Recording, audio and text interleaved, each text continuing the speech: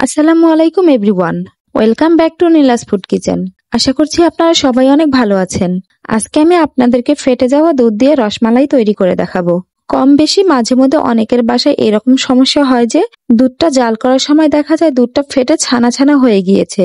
তখন অনেকেই বুঝতে পারেন না যে সেটা দিয়ে কি করবেন। তাই আমি আজকে এই ফেটে যাওয়া দুধ দিয়ে রসমালাই তৈরি করে দেখাবো।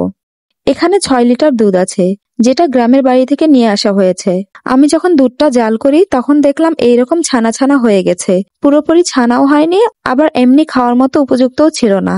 তাই তো ক্যামেরা নিয়ে রেডি হয়ে গেলাম আর ভাবছিলাম কি তৈরি করা যায়। এই দুধটা যেহেতু পুরোপুরি ছানা হয়নি, তাই প্রথমে এটাকে ছানা বানাতে হবে।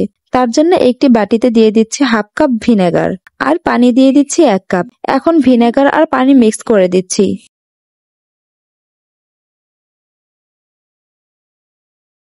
এবারে এই ভিনেগারের মিক্সচারটা দুধের মধ্যে দিয়ে দিচ্ছি। দেখুন ভিনেগারের পানিটা দেওয়ার পর দুধটা সম্পূর্ণ ছানা হয়ে গিয়েছে। এখন ছানাটা ছেঁকে নেব। ছানাটা ঠান্ডা পানি দিয়ে ধুয়ে নিচ্ছি। এবার ছানার ভিতরে থাকা এক্সট্রা পানি চেপে চেপে ফেলে দিচ্ছি। আর এই ছানাটা ঝুলিয়ে রাখবো 1 ঘন্টা পর্যন্ত। এখন আমি মিষ্টি তৈরির জন্য শিরা তৈরি করব। তার জন্য একটি প্যানে দিয়ে দিচ্ছি 3 কাপ চিনি আর পানি দিয়ে দিচ্ছি 2 কাপ। এখন এটা নেড়েচেড়ে জাল করে নিব। আমার কাছে মনে হচ্ছে শিরা কম হয়ে যাবে, তাই আমি এখানে আরো 1 কাপ চিনি দিয়ে দিচ্ছি এবং পানি দিয়ে দিচ্ছি আরো হাফ কাপ। এবার 2 থেকে 3 মিনিট জাল করে নিব। এখন চুলাটা বন্ধ করে দিয়ে শিরাটা একটা সাইডে রেখে দিচ্ছি। এবার আমি একটি ছড়ানো প্লেটে ছানা নিয়ে নিচ্ছি।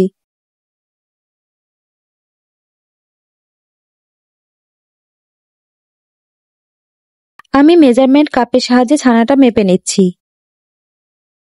এখানে আমি 2 কাপ ছানা মেপে নিয়ে এটাকে একটা সাইডে রেখে দিব, কারণ যে পরিমাণ ছানা হয়েছে সেটা দিয়ে আজকে আমি 2 ধরনের মিষ্টি তৈরি করব।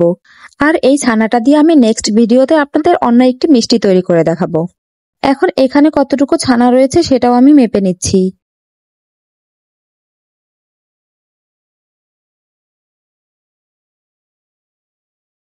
এখানে 2 কাপ প্লাস 3 টেবিল চামচের মতো ছানা রয়েছে। এখন আমি ছানাটাকে হাত দিয়ে ডলে ডলে মসৃণ করে নিব, যেন একদম ক্রিমের মতো হয়ে যায়। তবে ফেটে যাওয়া দুধের ছানাটা কিন্তু অনেকটা হার্ড হয়, বেশি মসৃণ হয় না। তবুও আমি যতটা সম্ভব চেষ্টা করছি। 2 থেকে 3 মিনিটের মতো ছানাটা ডলে নিয়েছি। এখন এর মধ্যে দিয়ে দিচ্ছি হাফ কাপ ময়দা, আরো দিয়ে দিচ্ছি 2 টেবিল চামচ সুজি এবং হাফ চা চামচ বেকিং সোডা বা খাবার সোডা। এখন শুকনো উপকরণগুলো মিক্স করে নিচ্ছি। তারপর ছানার সাথে ভালোভাবে মিক্স করে নিব।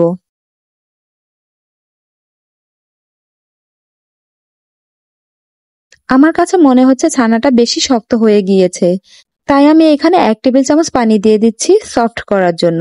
এবার 2 থেকে 3 মিনিটের মতো ডলে ডলে মিক্স করে নিব। দেখুন ছানাটা এইরকম নরম করতে হবে। আপনাদের কাছে যদি মনে হয় আপনাদের ছানাটা বেশি শক্ত হয়ে গিয়েছে, তাহলে একটু পানি অ্যাড করে দিবেন। আর যদি মনে হয় বেশি নরম হয়ে গিয়েছে, তাহলে সামান্য ময়দা অ্যাড করে দিবেন। এখন আমি রসমালাইয়ের শেপ দিয়ে দিচ্ছি। আজকে আমি লম্বা শেপের রসমালাই তৈরি করব। আপনারা যে কোনো শেপের রসমালাই তৈরি করতে পারবেন। সবগুলো মিষ্টি আমি তৈরি করে নিয়েছি। শিরার মধ্যে 2টি মিষ্টি দেখতে পাচ্ছেন। আমি 2টি মিষ্টি বানিয়ে প্রথমে রান্না করে দেখেছি সবকিছু ঠিক আছে কিনা। আমি যখনই মিষ্টি তৈরি করি সবগুলো মিষ্টি আগে বানাই না। প্রথমে 2টি মিষ্টি বানিয়ে রান্না করে দেখি সব ঠিকঠাক আছে কিনা। যদি দেখি মিষ্টিগুলো ফুলছে না বা চুপসে গেছে অথবা ভিতরে শক্ত রয়ে গেছে, তাহলে সামান্য বেকিং সোডা অ্যাড করে দেই ছানাতে। আর যদি দেখি মিষ্টি ফেটে গেছে বা গলে গেছে, তাহলে সামান্য ময়দা অ্যাড করে দেই। যেহেতু আমার মিষ্টি পারফেক্ট হয়েছে, তাই সবগুলো মিষ্টি বানিয়ে নিয়েছি। আর এখন মিষ্টিগুলো ফুটন্ত শিরার মধ্যে দিয়ে দিচ্ছি। এখন এই মিষ্টিগুলো চুলার মিডিয়াম হাই হিটে 10 মিনিট পর্যন্ত রান্না করে নিব। আর মিষ্টিটা কিন্তু চামচ দিয়ে নাড়াচাড়া করবেন না। প্রয়োজন হলে এইভাবে প্যানটা ধরে একটু ঝাঁকিয়ে দিবেন। দেখুন মিষ্টিগুলো মাশাআল্লাহ কত সুন্দরভাবে ফুলে উঠেছে।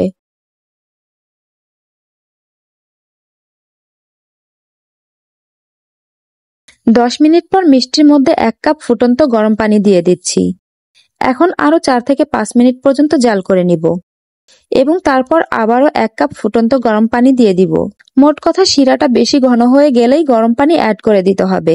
এখন আরো 3 থেকে 4 মিনিট জাল করে নিব। তারপর আবারও 1 কাপ ফুটন্ত গরম পানি দিয়ে দিচ্ছি। আমি মিষ্টির মধ্যে মোট 3 কাপ পানি অ্যাড করেছি। এখন আরো 3 থেকে 4 মিনিট রান্না করে নিলেই মিষ্টিটা রান্না করা হয়ে যাবে। আমি একটি মিষ্টি তুলে নিচ্ছি। এখন নরমাল পানির মধ্যে ছেড়ে দিলাম। দেখুন মিষ্টিটা কিন্তু ভেসে আছে না, পানিতে ডুবে গিয়েছে। তার মানে মিষ্টিটা পারফেক্টলি রান্না করা হয়ে গিয়েছে। এখন চুলাটা বন্ধ করে দিয়ে অন্য একটি প্যানে দিয়ে দিচ্ছি 1 লিটার তরল দুধ। দুধটাকে ঘন করার জন্য দিয়ে দিচ্ছি 1 কাপ গুঁড়ো দুধ। এখন গুঁড়ো দুধটাকে তরল দুধের সাথে ভালোভাবে মিক্স করে নিয়ে 5 থেকে 6 মিনিটের মতো রান্না করে নিব।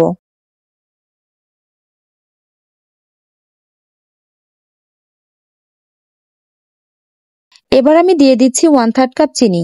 এখন আরো 5 থেকে 6 মিনিট পর্যন্ত রান্না করে নিব। এবার চুলাটা বন্ধ করে দিয়ে একটি ছাঁকনির সাহায্যে শিরা থেকে মিষ্টিগুলো ছেঁকে মালাইয়ের মধ্যে দিয়ে দিচ্ছি। ছোট হাঁড়িতে মিষ্টিগুলো রান্না করার কারণে অনেকগুলো মিষ্টি ভেঙে গিয়েছে। এবার রসমালাইটা ঢাকনা দিয়ে ঢেকে পুরো রাতের জন্য রেস্টে রেখে দিব, যাতে মালাইটা মিষ্টির মধ্যে ভালোভাবে ঢুকতে পারে। ফিরে আসলাম পরের দিন সকালে।